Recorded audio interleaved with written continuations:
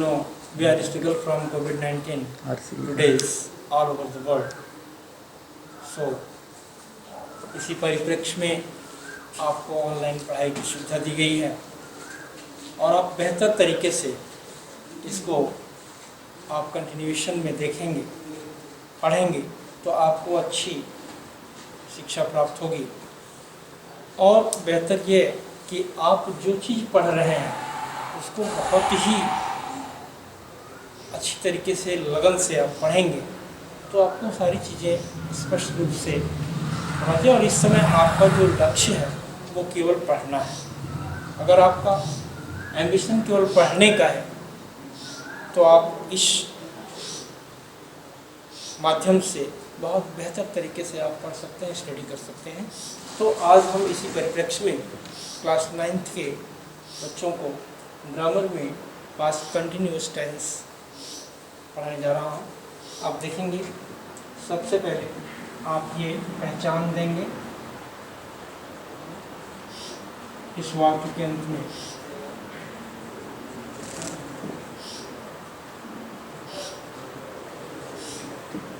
रहा था, रही थी, रहे थे, आज शब्द आते हैं।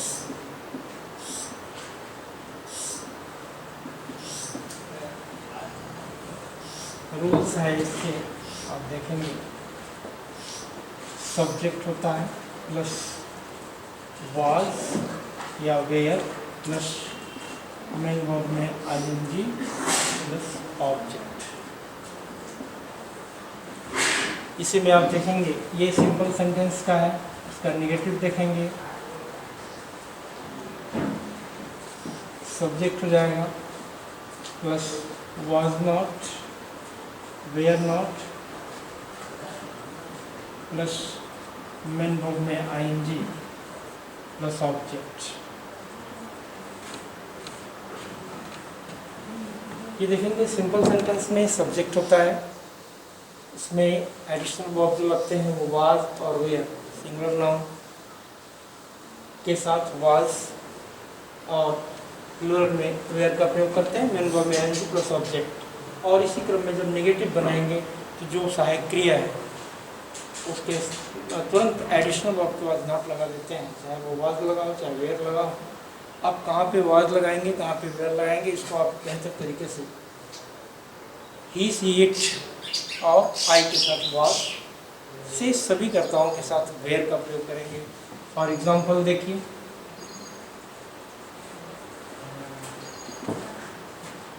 जैसे राम बाजार जा रहा था, सब्जेक्ट आपका हो गया राम, ये सिंगुलर, इसके साथ आप वाज लगाएंगे।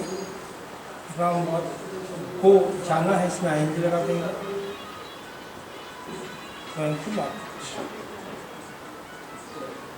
इसी क्रम में अगर आप निगेटिव बनाते हैं जैसे मैं बाजार नहीं जा रहा था तो यहाँ पर लगा देंगे I was not going to market. ये सिंपल हो गया और ये नेगेटिव हो गया। अब आपको इसमें मैं कहूँगा इंटीग्रेटिव सेंटेंस।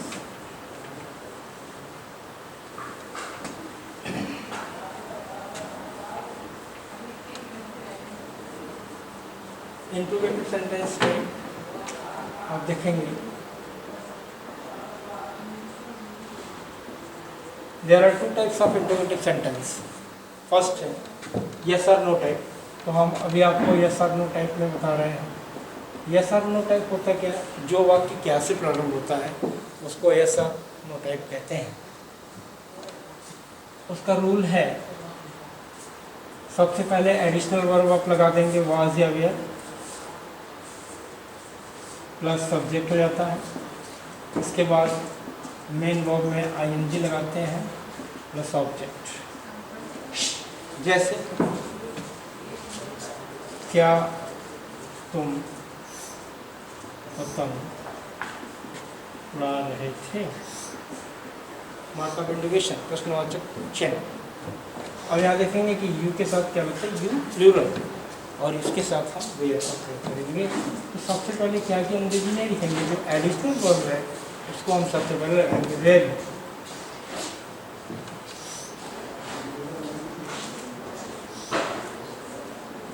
फ्लाई जो है आपका मेन वर्ब है, इसमें आईएनजी लगा देना है। Where is flying the kite.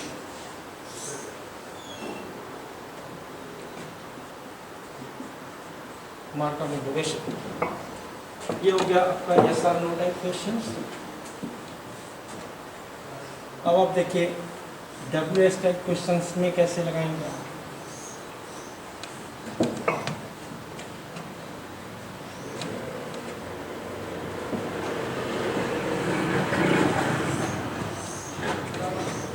WS type question,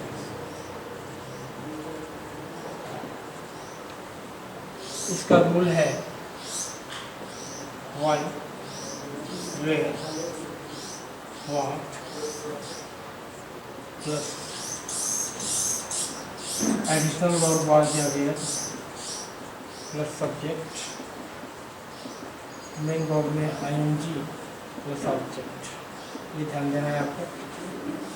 और एग्जांपल में देंगे, जैसे राधिका पत्र क्यों लिख रही थी,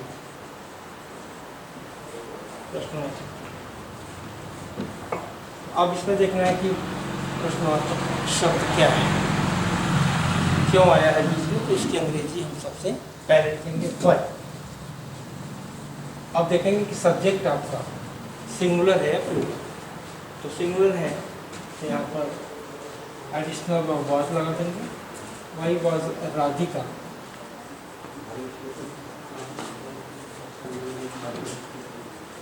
main verb writing a letter.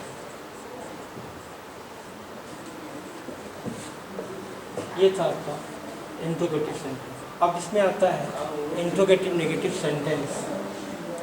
तो इंट्रोगेटिव नेगेटिव सेंटेंस का रूल है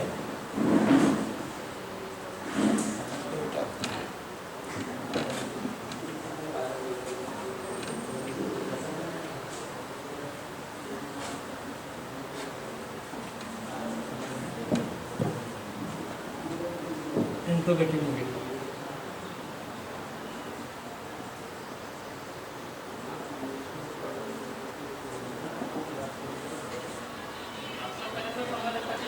Why, where, what plus was या where plus subject plus not, यहाँ पे not मेंशन करना है, प्लस मेन वर्ब में आईएनजी प्लस ऑब्जेक्ट। जैसे अभी हमने बताया था, राधिका पत्र क्यों नहीं लिख रही थी, मार्क ऑफ इंडिकेशन। सबसे पहले आप इसको सबसे पहले रखेंगे, इसकी अंग्रेजी why was Radhika not writing a letter. ये था इंट्रोगेटिव नेगेटिव सेंटेंस। इसको आपको बेहतर तरीके से समझ में आ गया होगा। अब आप चलिए past perfect tense, past perfect.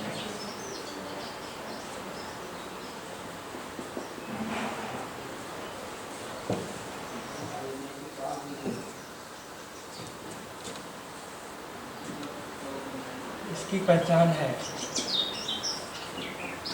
इस वाक्य के अंत में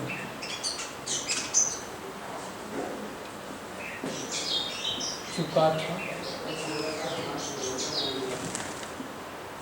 चुकी थी,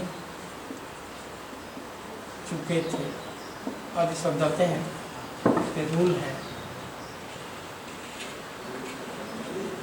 सिंपल सेंटेंस के रूल है, सब्जेक्ट होता है प्लस अब यहाँ पर देखना है कि सब्जेक्ट सिंगुलर है या प्लूरल, आपको एडिशनल वर्ब हैड का प्रयोग करना है।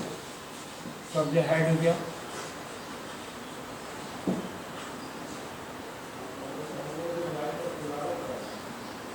मेन वर्ब का यहाँ पे थर्ड फॉर्म प्लस ऑब्जेक्ट, जैसे तुम किताब पढ़ चुके थे। यहाँ पर सब्जेक्ट क्या है? सहायक क्रिया। आप सिंगुलर है प्लूरल, आपको हैड ही लगाना है। You had read a book.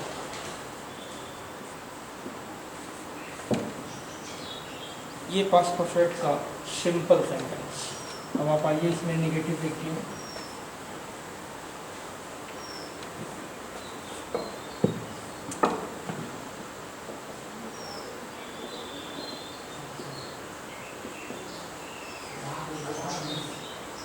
नकारात्मक वाक्य जिसको हम कहते हैं, ये देखिए रूल इसका है, सब्जेक्ट होगा प्लस हैड, फिर not, had not plus main verb का third form plus object. Example देखिए,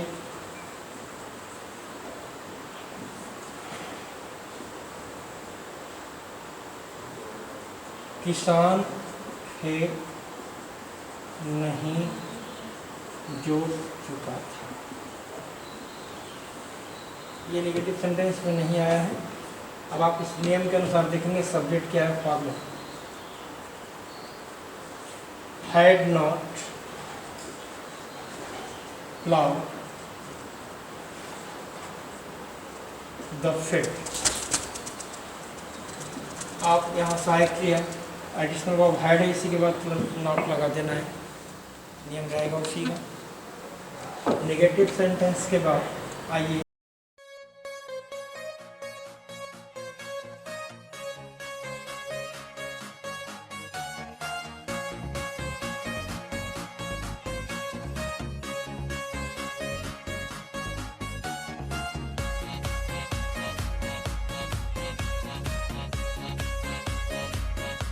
इंट्रोगेटिव सेंटेंस में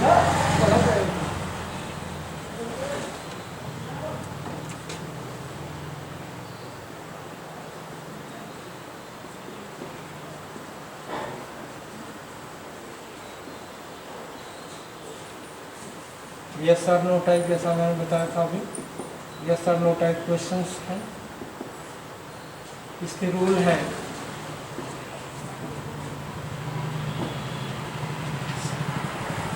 एडिशनल वर्ब हैड को सबसे पहले लगाएंगे, plus subject plus main verb का थर्ड फॉर्म प्लस ऑब्जेक्ट। इसका क्वेश्चन है, एक फॉर एग्जांपल मैं आपको बता रहा हूँ, क्या रामू आम खा चुका था? प्रश्नवाचक चिन्ह क्या आया है।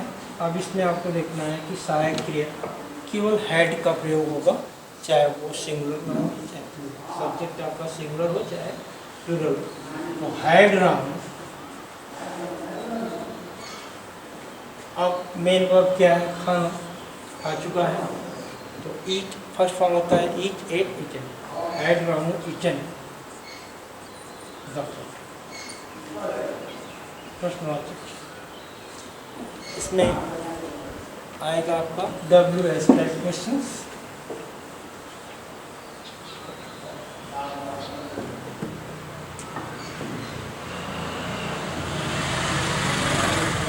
इसके रूल हैं, 1 where, what plus additional verb had, subject plus main verb of third form plus object. For example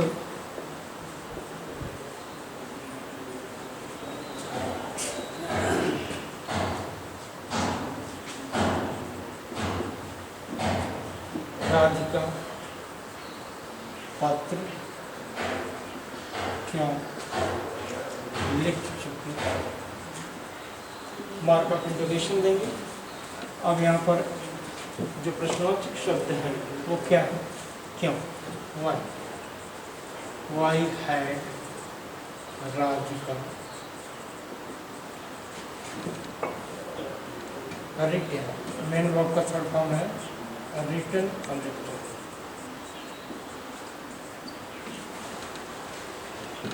ये था आपका इंट्रोगेटिव में WS टाइप और SR/No टाइप क्वेश्चंस।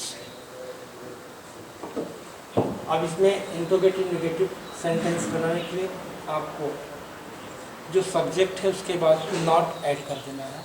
आपका इंट्रोगेटिव नेगेटिव सेंटेंस हो जाएगा। जैसे हमारे एग्जाम्पल देखें,